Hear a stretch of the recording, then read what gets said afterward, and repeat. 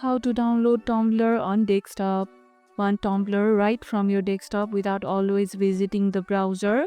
Here's how to do it fast.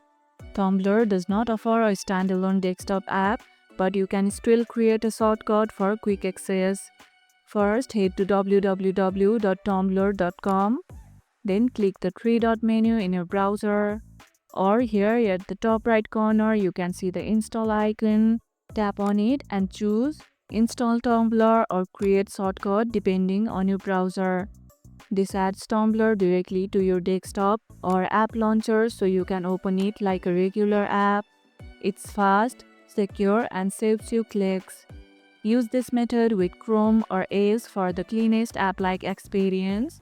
Do you want Tumblr desktop app someday? Let me know in the comments below. And if this video helped, hit the like button, share it, subscribe, and leave a comment. Thanks for watching, and I'll see you in the next one.